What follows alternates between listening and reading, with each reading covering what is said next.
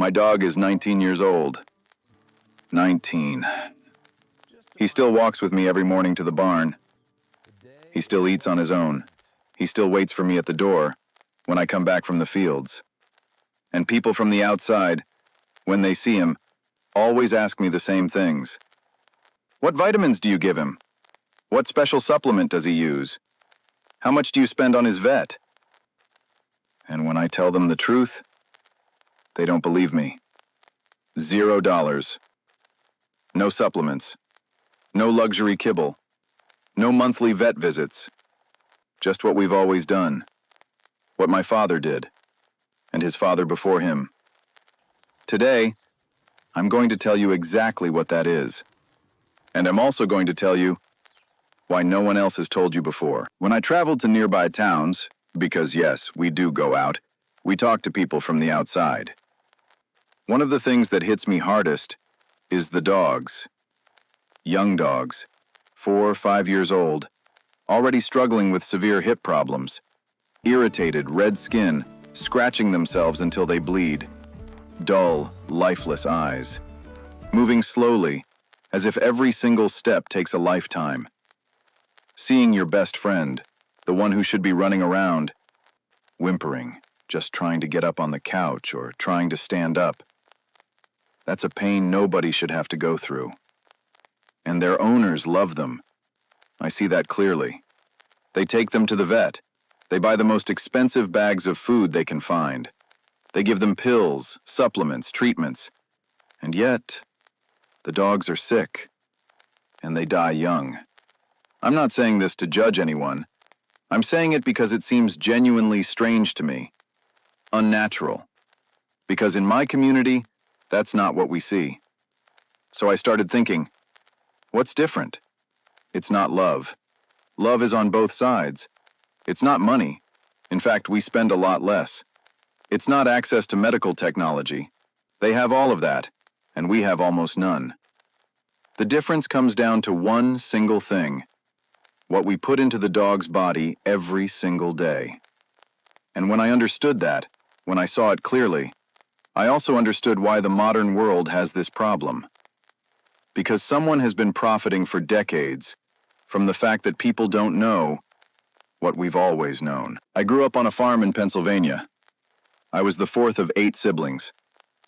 For as long as I can remember, there were always dogs. Not as decoration, not as a hobby, as part of the farm. They worked with us. They herded the livestock. They barked alerts if anything was out of place at night.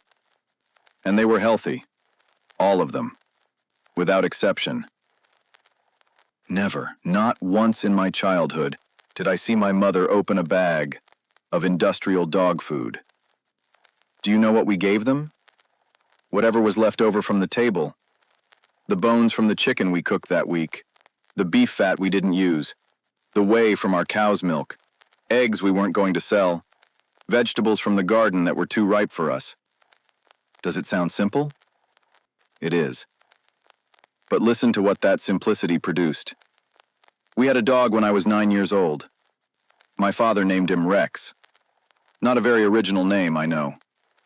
He was a working dog, big, strong. He spent whole days outside with us in the fields. He ate what we ate, adapted for him. He lived to be 17 years old. He didn't die of cancer. He didn't die of kidney failure. He didn't spend his final years bedridden, unable to lift himself off the ground. He went when it was his time. Peaceful.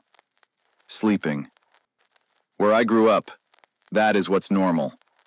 And when I found out that the average lifespan of a dog in the modern world is just 10 to 13 years, with diseases starting at 6 or 7, I couldn't believe it. How is it possible that with so much access, so much technology, so much monthly spending, the results are so completely different from ours? The answer, as I already told you, is in what we feed them. I am not a vet. I didn't study animal sciences at any university, but I have something that is worth just as much, if not more. Decades of direct observation, without anyone selling me an idea before I could see it with my own eye. And what I have observed is this: The typical modern dog eats the exact same thing every single day. The same brand, the same formula, the same flavor, year after year for their entire life. That comes out of a bag. It was processed at temperatures so high that they destroy the enzymes, the nutrients, the natural vitality of the ingredients. And it is made, in many cases, with materials that no dog in the history of the earth would have ever encountered, walking through a field. Why does that system exist? I don't hold ill will toward anyone in particular, but I understand how business works. Someone figured out that they could take byproducts, the parts of the animal that aren't fit for human consumption, lower quality grains, slaughterhouse waste, mix them with additives, throw in flavorings so the dog accepts it, and sell it packaged with words like complete nutrition, scientific balance, or veterinary formula.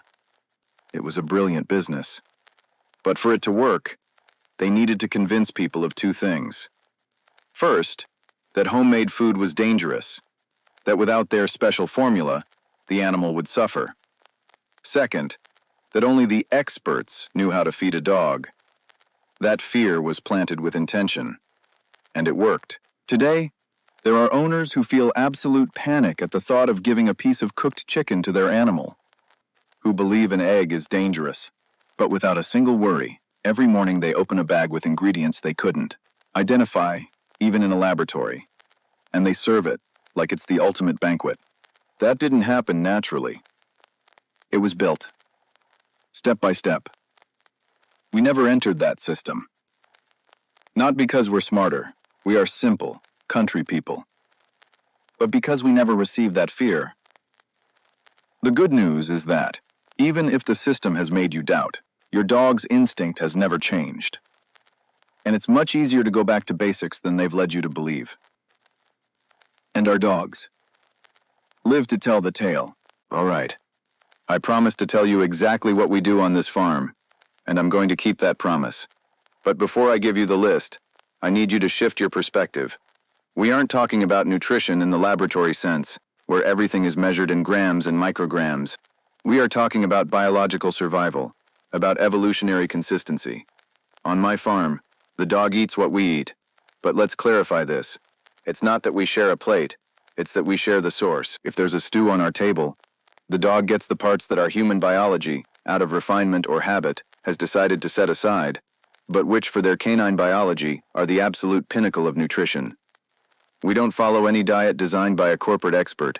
We don't have a spreadsheet telling us how many calories a 12-year-old dog consumes in the winter. What we do is much older, much more precise. We observe the animal. We look at his coat. We examine the brightness of his eyes, the firmness of his stool, the energy he has when he gets up at dawn. If we see his energy flag, we adjust. If we see his appetite is voracious, we feed. That capacity to observe, and, above all, to trust what you observe, is the most important skill the modern world has decided to strip from your mind. They've convinced you that if there isn't a label with words you can't pronounce, it isn't safe. They are wrong. Animal protein is our foundation. There is no debate here. The dog, no matter how hard the industry has tried to turn him into a consumer of processed grains, is an opportunistic carnivore. Chicken, beef, pork, lamb, wild game when the woods provide. Meat isn't just muscle, it's connective tissue, it's fat, it's life. Liver is the secret nobody wants you to know. Beef, chicken, pork liver. It is, without exaggeration, the most potent multivitamin on Earth. It contains a density of vitamins A, B, and trace minerals that no synthetic pill can match. Our dogs get it 2 or 3 times a week. Not in massive quantities. It's a concentrated food, but consistently. If you give your dog this organ regularly, you will see his immune system strengthen in a way that will feel like magic. But it's not magic. It's evolutionary nutrition. Eggs, whole. With the shell if the dog can handle it. With the yolk raw. With the white lightly cooked. The yolk is a biological reserve designed to create life. Imagine the power it has to keep a 15-year-old dog on his feet. Rotation is the key to gut diversity. Why would you give him the same brand, with the same flavor, in the same presentation, for 10 years? That's a laboratory experiment, not feeding. A dog's gut, in nature, is an ecosystem. If he eats chicken today, beef tomorrow, and fish on Thursday, You are forcing his gut flora to stay alert, diverse, and resilient. Uniformity is the mother of intolerance. Fat is not the enemy. They have demonized animal fat for decades, just to sell you cheap vegetable oils, discarded grain flours, and synthetic fillers. The fat that comes with a piece of real meat, the fat on chicken skin, is the highest quality fuel for a dog. It gives a shine to his coat, protects his organs, and keeps his brain working. If you're afraid of natural fat, you are leaving your dog without his primary source of energy, the whey from our cow's milk. It's a gift the farm gives us. It's packed with natural probiotics, with peptides that regenerate tissue. It's a byproduct, yes, but it's a byproduct of a quality that no multinational company could bottle without charging you a fortune. Carbohydrates, in their proper place. Many owners believe a dog needs grains. False. A dog needs energy. And if you give him cooked sweet potato, carrots from the garden, or even a little white rice when his energy is low, you give him a vehicle for other nutrients. But they must never, under any circumstances, be the base. If you look at the bag of food you buy, and the first ingredient is corn, wheat, or rice, you are buying a filler product, not food. Bones. Raw. Always. Repeat this with me. Cooked bones are a threat. They become brittle, they splinter, and they can pierce your dog's digestive system. Raw bones, on the other hand, are the most perfect hygiene tool in existence. They clean teeth mechanically, massage the gums, and provide directly absorbable calcium. Watching a 10-year-old dog gnaw on a beef bone with the strength of a puppy is irrefutable proof that we've been doing things right. And finally, the invisible ingredient, purpose. A dog without a role, without room to move, without ground to sniff, withers away. Anxiety isn't just a behavioral issue. It's a physical pathology that degrades the body from the inside out. Constant movement, exposure to the elements, a sense of belonging to a pack. Your pack is what keeps the flame burning. I know what some of you are thinking right now, sitting in your apartments, looking at your dogs. I live in the city. I don't have a farm or cows. How am I supposed to apply this? Listen to me closely. These principles are universal. You don't need acres of land to feed your dog with logic. You just need to break the mental dependence the industry has built over you. Principle 1. The percentage rule. Don't make drastic changes. A digestive system accustomed to decades of processed food needs time. Start this week by replacing just 20% of their daily ration with real food. A scrambled egg, a piece of cooked chicken, a small portion of finely mashed vegetables. Observe. How is their stool? How is their energy level? If everything is positive, and I assure you it will be, move up to 30% the following week. It's a process of detoxification and readaptation. Principle 2. Strategic rotation. You don't need a complex banquet. When you go to the grocery store, buy different cuts. If you buy chicken for yourself, set a portion aside for him. If you buy fish, save a little. It doesn't have to be gourmet, it just has to be varied. Principle 3. The butcher's safety net. Go to your local neighborhood butcher shop. Don't look in the pet food aisle. Talk to the butcher. Ask them for the scraps, or the bones that nobody wants. You'll be surprised to find that, in many cases, you can get incredibly high-quality pieces for a fraction of what you pay for those bags of premium food. You are rescuing real food from waste to give it to your best friend. Principle 4. Rebuilding the walk. If your dog lives just to be cooped up inside, it doesn't matter how many eggs you give him, his health will be compromised by cortisol. You need to redesign his time outside. A 10-minute walk, just to do his business and head right back inside, is not a walk, it's a sentence. Let him sniff, let him take his time, let him analyze the environment. That mental exercise, that sniffing the world, is a basic need, just as important as eating. And keep this in mind, money is not the problem. Spending money on processed food is an illusion of convenience. When you start using high-quality scraps and fresh foods, you realize that the true cost of a bag of dog food isn't the product, it's the brand, the advertising, and the fear they've sold you. You are reclaiming your independence. I know many will wonder why someone like me, who lives in the silence and privacy of a farm, takes the trouble to stand in front of this camera. Why choose to expose my methods to a world that at times seems to have lost its common sense? The answer is simple, but heavy. When I was a teenager, I remember perfectly a man from the neighboring town. His name was Daisy. Well, his dog's name was Daisy. He was a decent, hardworking man who adored that dog with every fiber of his being. Daisy was 8 years old. By the standards of my farm, she was an animal in the absolute prime of her maturity. But Daisy died of cancer. I remember that man sitting in our kitchen, crying like I had never seen a grown man cry before. It was a weep of total helplessness.